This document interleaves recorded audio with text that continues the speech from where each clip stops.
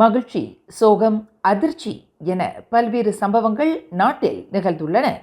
2024 மலேசியாவிற்கு அரசியல் நிகழ்வுகள், பொருளாதார முயற்சிகள், கலாச்சார நிகழ்வுகளின் கலவையால் குறிக்கப்பட்ட ஒரு முக்கியமான ஆண்டாக இருந்தது. 2024 ஆண்டுக்கு விடை கொடுக்கும் இந்நேரத்தில் நாட்டில் நடைபெற்ற சில முக்கிய சம்பவங்களை திசைகள் கண்ணோட்டமிடுகிறது. ஜனவரி 2 பிரதமர் அன்வார் இப்ராஹிம் பங்காலான் டாட்டா உத்தாமா பாடு எனப்படும் மத்திய தரவுத்தள மையத்தை அறிமுகப்படுத்தினார். இது மலேசிய குடிமக்கள், நிரந்தர குடியிருப்பாளர்களின் விரிவான தனிநபர் தகவல்களையும் குடும்ப விவரங்களையும் கொண்ட ஒரு தகவல் தளமாகும்.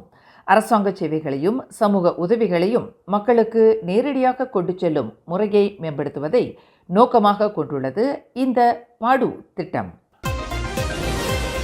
ஜோஹர் ஆட்சியாளர் சுல்தான் இப்ராஹிம் இப்னி அல் மர்ஹூம் சுல்தான் இஸ்கண்டர் அல் ஹாஜ் கடந்த ஜனவரி 31 அன்று மலேசியாவின் 17வது மாமன்னராக அதிகாரப்பூர்வமாக நியமிக்கப்பட்டார்.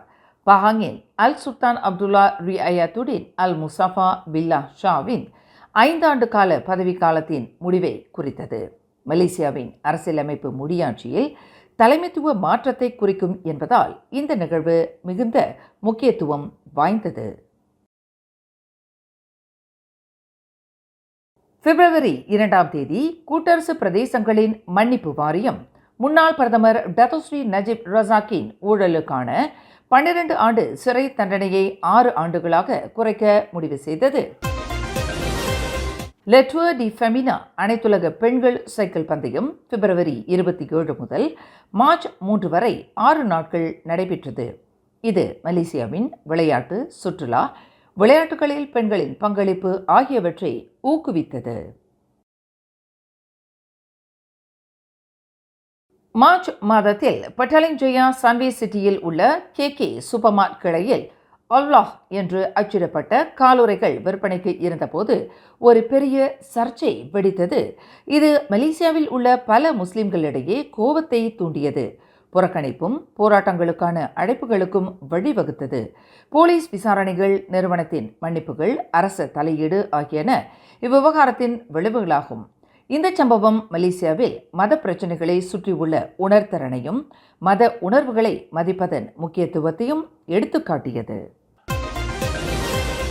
மார்ச் 27 கோலாலம்பூரில் ஓர் இஸ்ரேலிய நாட்டவர் கைது செய்யப்பட்டார். அவர் 6 கைத்துப்பாக்கிகளும் 200 தோட்டாக்களையும் வைத்திருப்பது கண்டுபிடிக்கப்பட்டது. இந்த கைது பாதுகாப்பு கவலைகளை எழுப்பியது. பயங்கரவாத கும்பலுடனான தொடர்புகள் குறித்த விசாரணைகளுக்கு வழிவகுத்தது. கடந்த ஏப்ரல் 23 பேரா லூமுட் கடற்படை தளத்தில் 90வது கடற்படை தின கொண்டாட்டங்களுக்கான ஒத்திகையின் போது 2 அரச மலேசிய கடற்படை ஹெலிகாப்டர்கள் மோதிக்கொண்டன. இந்த சோகமான விபத்தில் 2 ஹெலிகாப்டர்களிலும் இருந்த 10 பேரும் உயிரிழந்தனர். இந்த சம்பவம் தேசிய நிலையிலான துக்கத்தை உண்டாக்கியது. இந்த மோதலுக்கான காரணங்கள் குறித்த விசாரணைகளையும் தூண்டியது. இது தேசத்திற்கும் மலேசிய ஆயுதப்படைகளுக்கும் ஒரு சோகமான தருணமாக இருந்தது. மே 11 அன்று கோலகுபோபாருவில் இடைத்தேர்தல் நடைபெற்றது. 4 முனை போட்டியாக நடைபெற்ற இந்த தேர்தலில் பக்கத்தான் ஹரப்பானின் பங் சோக் தாவ் வெற்றி பெற்றார். இந்த இடைத்தேர்தல் நாட்டின் தற்போதைய அரசியல் நிலையை பிரதிபலித்ததால் கூர்ந்து கவனிக்கப்பட்டது. மே 17 ஜோஹரில் உள்ள உலுத்திராம் காவல் நிலையத்தின் மீதான தாக்குதல் உட்பட நாடு பாதுகாப்பு சவால்களை எதிர்கொண்டது. இதில் 2 போலீஸ் அதிகாரிகள் உயிரிழந்தனர். இந்த சம்பவம் தீவிரவாதத்தின் தொடர்ச்சியான அச்சுறுத்தலை எடுத்துக்காட்டியது. மே மாதத்தில் 2 பேர் கத்தியுடன் இஸ்டானா நகாராவுக்குள் நுழைய முயன்ற சம்பவமும் நிகழ்ந்தது. இது பாதுகாப்பு நெறிமுறைகள் குறித்த கவலைகளை எழுப்பியது.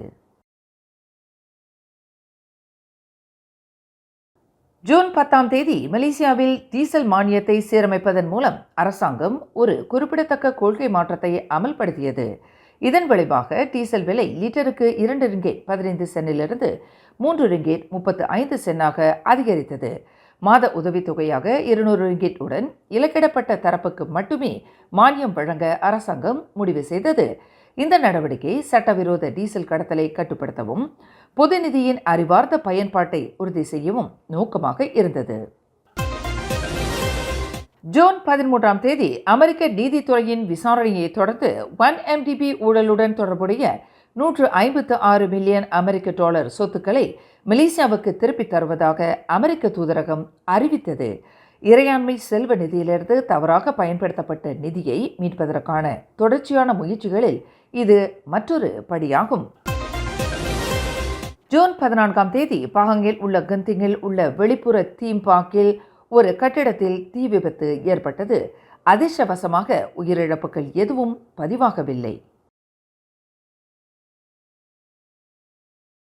இணைய பகடிவதை காரணமாக சமூக ஊடக பிரபலமும் தன்னார்வலருமான இஷா என்று அழைக்கப்படும் 30 வயது ராஜேஸ்வரி அப்பாவு உயிரை மாய்த்து கொண்டார். ஜூலை 5ஆம் தேதியன்று தமது வீட்டில் அவர் மாண்டு கிடந்தார்.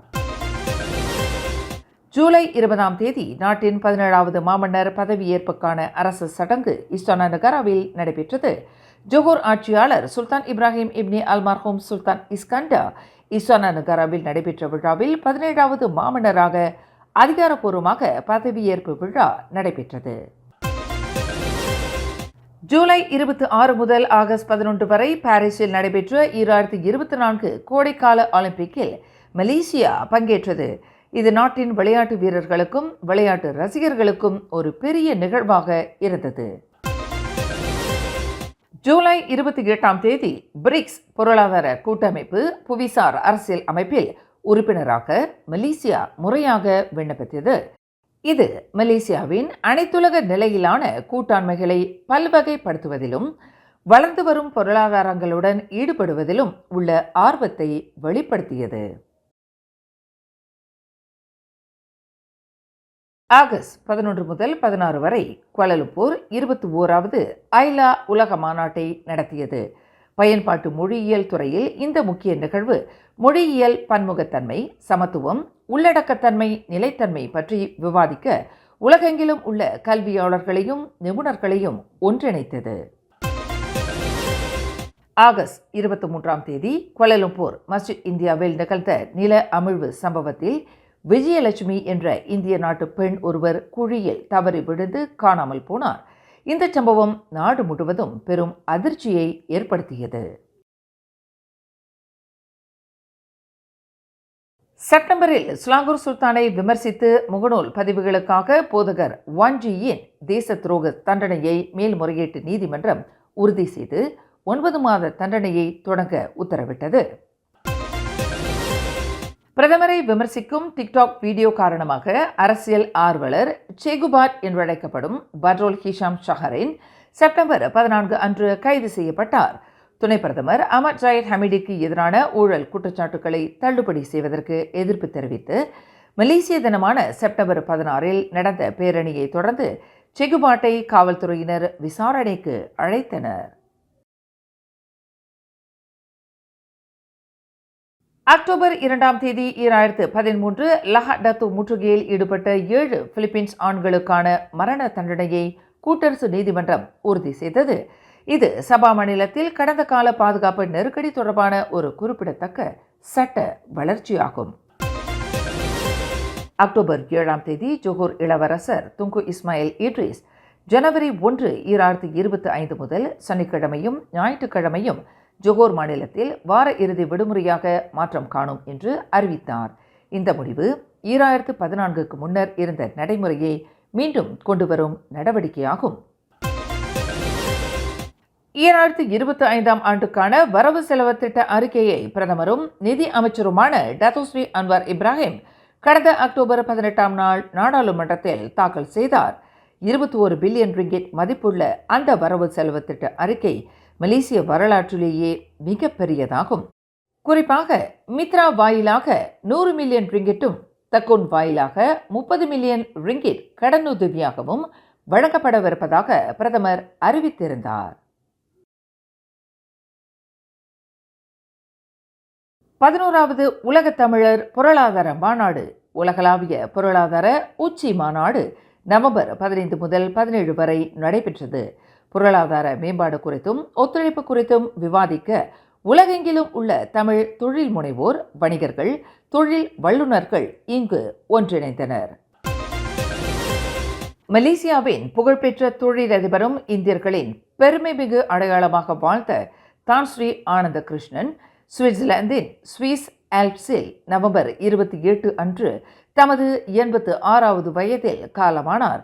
அவரது மரணத்தை அவரது தனியார் முதலீட்டு நிறுவனமான உசஹா தகாஸ் உறுதி செய்தது. அவரது மரணம் மலேசிய இந்தியர்களை பெரும் அதிர்ச்சியில் உறைய வைத்தது.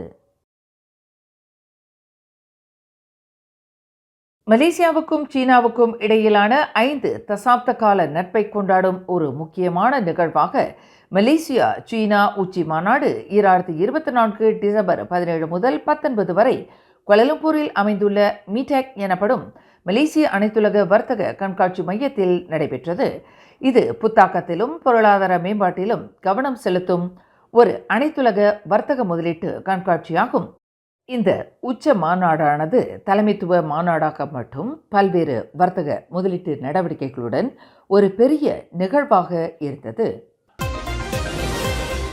மலேசியாவில் வடகிழக்கு பருவமழையால் ஏற்பட்ட கனமழையால் கிளாந்தான், திரங்கானு, கடா, பஹாங், நெகிரி செம்பிலான், ஜோஹோர், பேரா, மலாக்கா, பர்லிஸ் உட்பட தீபகற்ப மலேசியா முழுவதும் 9 மாநிலங்களில் வெள்ள பேரிடர் ஏற்பட்டது.